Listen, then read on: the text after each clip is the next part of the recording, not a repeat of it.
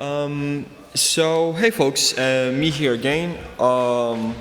Today I wanted to give a recap of what happened on the last year of efforts for the Node.js website team. There's a lot of things that I want to go over with Brian, and I'm very happy to show all of this to all of you. So, a lot has been happening, We made a completion of the initial Node.js website redesign initiative. We migrated the Node.js website to a new framework. We made implementation of new continuous integration, continuous deployment, governance, and contribution guidelines. We made adoption of a new platform. We made a lot of work on the stability of our web infrastructure. And now we are working on the refresh of the Node.js website and structural changes on the organization of the website team. So this one I have a little bit more of insight.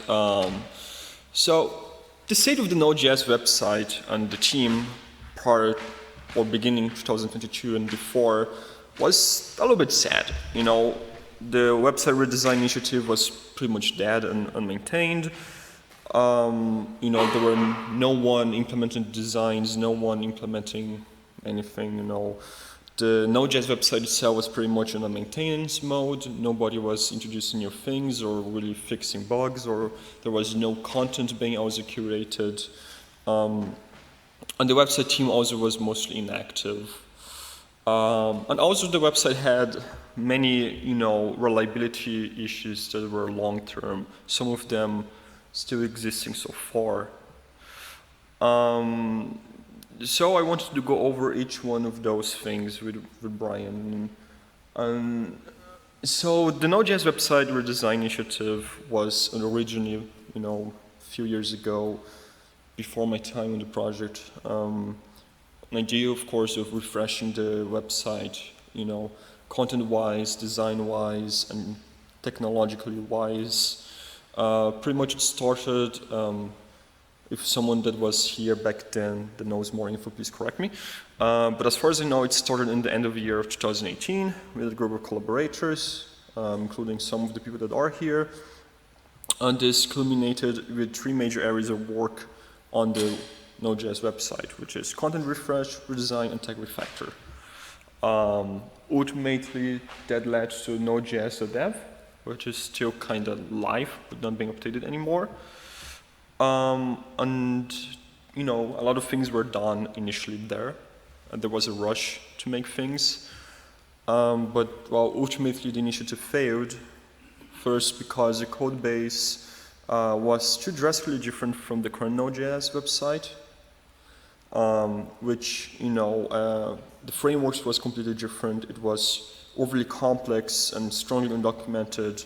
The code base, had so many different design patterns mixed all over it. There were a lot of hacky code, etc. And transition to the new code base, if you want to ever switch Node.js.dev to Node.js.org, that would bring its own challenges. For example, a Big Bang replacement was proven to be unfruitful because of the differences of the two code bases.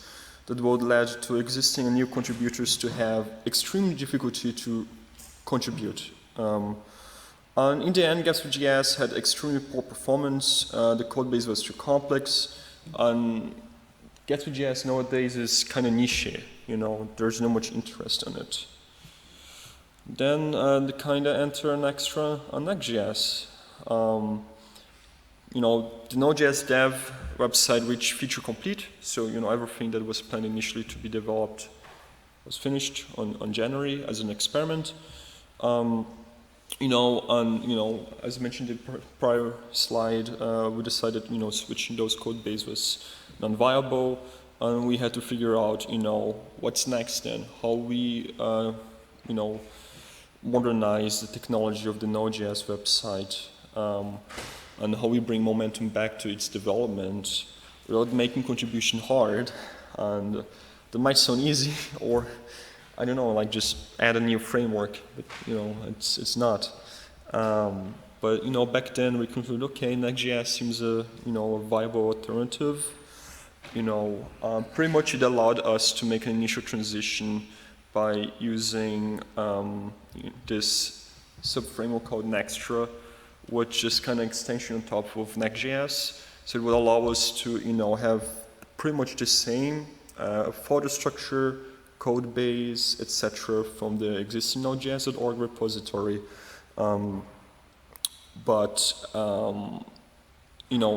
As a stopgap, replacement, Nextra had everything out of the box. It's like, for example, if you think about Jekyll or Hugo, they have pretty much an all-in-one solution about generating pages and stuff. So for starters, it would serve us. Yeah, do you want to talk about this one? Why Nextra ultimately was not really good for us? Hi everyone. My name is Brian. I help Claudio on the website team. Nextra did serve a lot of good purposes, and that's kind of what brought me to the project in and of itself, was learning how the Node team was using it at scale. It does a really good job of streamlining all of the feature set of Next itself, and kind of making it into a smaller, even more streamlined framework, I guess, on top of Next. So it's really great at making static websites that just use Markdown and aren't terribly complicated. But we kind of quickly outgrew it, is what I would say. We have a really large internationalization footprint on the site. I think there's something like 17,000 pages, and a lot of our process and infrastructure is built around supporting all those languages, and making sure that the existing, the releasers, contributors, know how to publish a security release, without any friction, things like that. So, Next made a lot of sense, and Nextra for that temporary solution. But Next itself is really the only game in town, I would argue, for the size that and the scale, the support that we're looking for a real framework. Nextra is great, but it doesn't have that same kind of level of support that we're looking for. So the Next community is just gigantic, and it really helped accelerate and attract new contributors, myself included. One of the first things I ever did on the project was review Claudio's, or the whole team's, I guess, rewrite, like for like, of the project from what it was into Next and Nextra. And what was amazing about that work was that it attained feature parity, while kind of changing out the entire internal web architecture underneath it. So as Claudio was mentioning, that the big bang approach of the Node js.dev site, that was those concerns were alleviated, because we weren't looking at something so brand new, both from a UX standpoint and content and tech. We could truly look at the live site versus what we were proposing to do, and figure out where things made sense. So it was really a nice transition in that case, that we were able to find a way to kind of slowly reintroduce what we're trying to do with the initial rewrite, but now in a kind of piecemeal or stepwise approach. Yeah. And one of the goals was to never settle. We wanted a code base that, it's very easy for people to, start contributing and accomplish things. So, we wanted native MDX support. We wanted extremely fast builds and development times. We wanted a simple code base. We wanted to support modern concepts, such as incremental static rendering, server-side rendering, and for Next.js specific, middlewares and other things. So, there are a lot of technologies that Next.js itself builds in, which, you don't really need to put any sugar on top or do any kind of, crazy thing. It's all out of the box. And over time, we wanted to be able to, switch over Extra to Next.js, pure Next.js, and add our own kind of tooling and infrastructure that will allow us to not only have feature parity of everything that we need, but even features on top, for example, better internationalization support, language detection, better redirects and rewrites, better caching, be able to still fully build the website statically, or have it running, on a node server, web server, for example. We wanted, a very rich and well-documented code base, and that is, easy for newcomers to contribute for.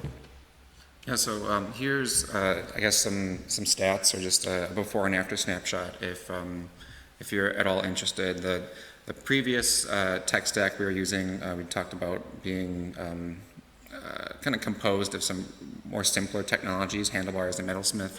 And now we've moved into React and Next.js, which is not exactly an apples to apples comparison. So I think it's fair to just like be upfront that like it's more complicated or more sophisticated. I'd say there's more power behind it.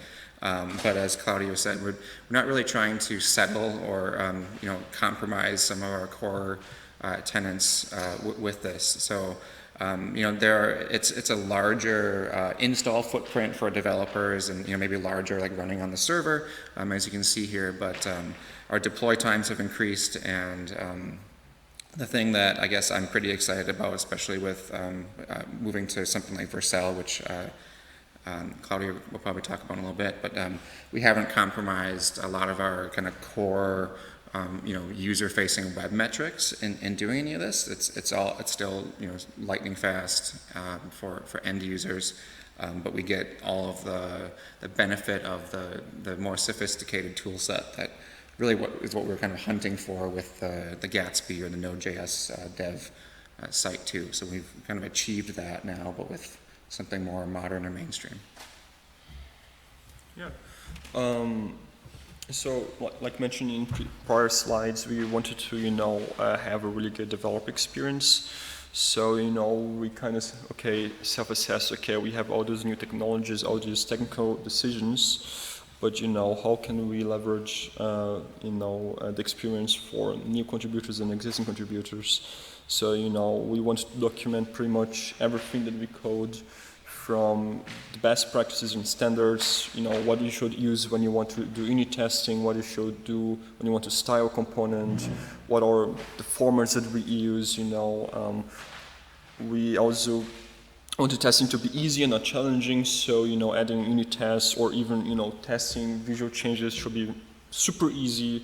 The CI/CD should take care of everything in a sense that, you have reports of everything that's happening, you have all sorts of validations, and you have a lot of Git hooks in place and other things that, would reduce the churn of newcomers. And we also updated, our guidelines and documentation to explain very well the decision-making process behind each one of the things that we do. For example, why we decided to choose Next.js, why do we use, for example, Tailwind, or for example, why we use specific thing and how they work together, and try to document a lot of the technical parts of it. And another thing that we want to come up is also, issues are the central point where people start to work on repositories, of course, and in open source, but often, they lack a lot of context. For a lot of people that will drop in the issue, they will not have the same knowledge as you, of course. And so we wanted, for example, there's an example here, be very precise on what you should read, what are the technologies worth, to give a read, what are the things that you're going to exactly work on, some guidance and tips, so that, pretty much any person that is even starting, with web development could pick up, tasks. And our code base is kind of future-proof and we have a better developer experience, but what now? We still have one big issue to tackle, which is the reliability of the Node.js website, And one of the major issues is that, the content served in Node.js org was flaky. it still is. We have a lot of reliability issues. The traffic year-over-year over Node.js website and the download of binaries has been exponentially growing. For example, we have an increase on traffic of 4.5% month by month, month over month. So at one point, the current infrastructure will just not work at all. And we have a lot of issues with caching and caching validation, fallbacks, the servers that we have that are, given by DigitalOcean to us, they just can't handle, if even for 1 second, the Cloudflare stops caching a certain path, pretty much the server goes down because there's just way too many requests. So it is very critical that we improve this experience. There was the March 17 incident, which has a very nice blog post explaining about what happened and, why we need to really focus on working on a better infrastructure. And that's where, Vercel and Cloudflare enter. We want to initially be able to separate serving binaries and distribution assets from the actual website because they're different things. So we came up with the idea, let's split the traffic, let's have Vercel handling everything website and then Cloudflare from now handling everything from binaries and assets and etc. So there are some details, for example, of things that Vercel for them provides, which is cool for the website. For example, we have speed insights, analytics, so we can know the people that are using the website. There's other things that I mentioned like caching, server-side rendering, incremental static rendering, etc. Delivery optimization, blah blah blah, and it goes on. Now for the binaries, we wanted a long-term solution that was sustainable, and one of the things that we came up on the build wiki was, okay, what if we leverage Cloudflare R2, which is kind of sugar on top of Amazon S3, even their APIs are compatible, and instead of having one single server being the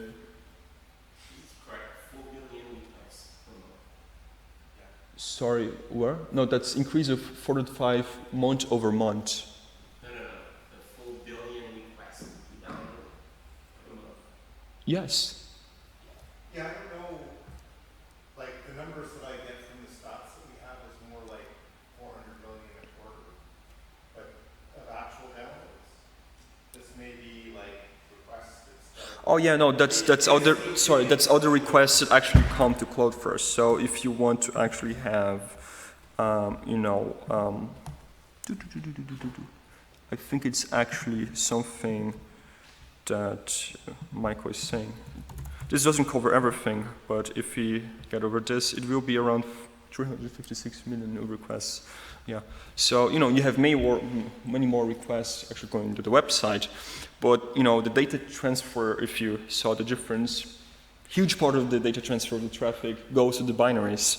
So if we remove the aggregate, you serve a lot of traffic for or binaries. 400 million from the actual downloads that we counted. 400 million per quarter. So it's a couple billion. I mean, there's 8 to 10 billion people in the world, and there's 4 billion requests per month. That's amazing. Okay. But okay. I mean, every time you open the website Sure. or any request to it, it could even be scrappers or robots or etc. But it is a lot of requests. I'm not gonna lie. It's a lot of traffic, and it's very awesome that we pay nothing for it. Props to Cloudflare because this is a lot. And the thing is that like I was mentioning, having a dedicated server, or even if we had horizontal scaling or etc. We were like, okay, what's the best solution here for serving traffic? Okay, let's have a public bucket with all the files over it. With a service worker, that actually dynamically manages what needs to be invalidated, what needs to be updated, and a lot of things. We actually had an employee at Cloudflare dedicated just to work with us to this whole implementation, and I think it's pretty much ready. And the next steps are like presenting to the build wiki and to the TSC. But it's really awesome because it's serverless. It's and it's dynamic, and it can handle dynamic paths. For example, as the moment that we push new content, new releases and new binaries or any new assets, the service worker will pick it up and update things and invalidate caches to specific paths. It will do a lot of really cool magic, and that's a very cool long-term solution, at least for Cloudflare, if we stick with them.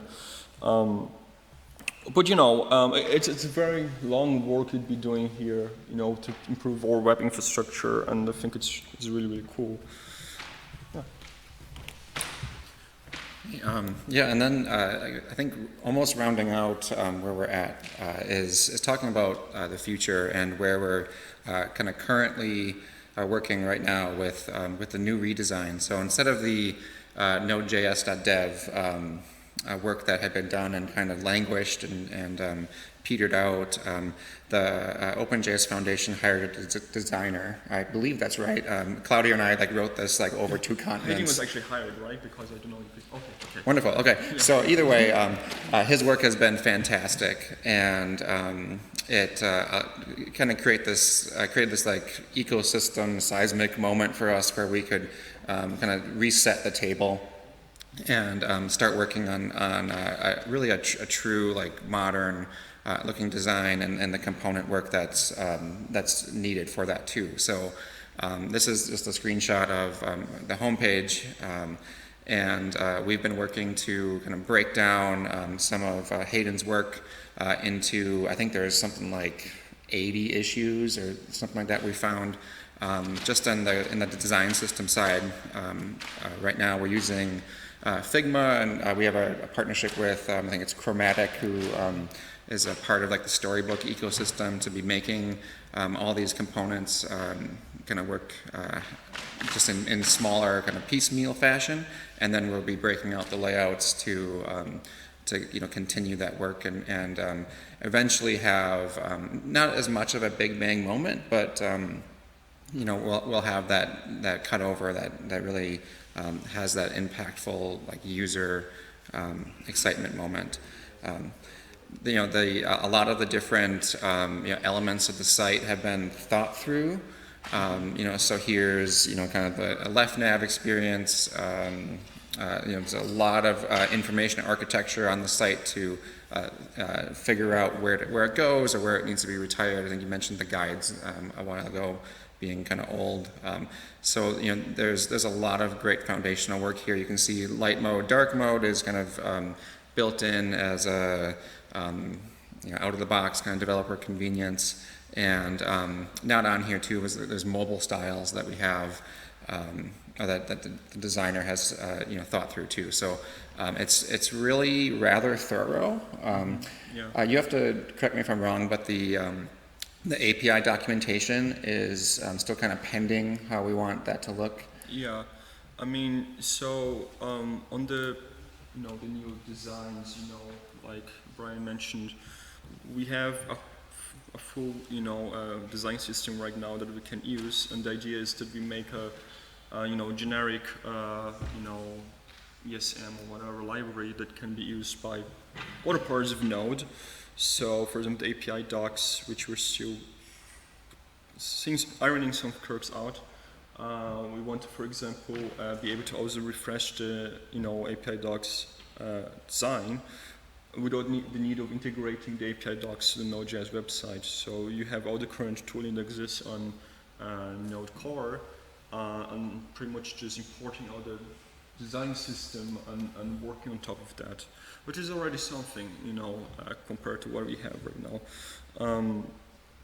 But yeah, it's actually really awesome work because, we try to figure a lot of things, out. So for example, just really quickly going over here, we try to think about, not only usability, but, how we can better highlight existing contributors and better showcase releases. So, for example, we made a design that on the downloads page you can highlight any release that you want, check the people that contributed over it, and have a call to action, to start contributing, And things like that, small touches that, are feasible for our community and for the users of Node.js.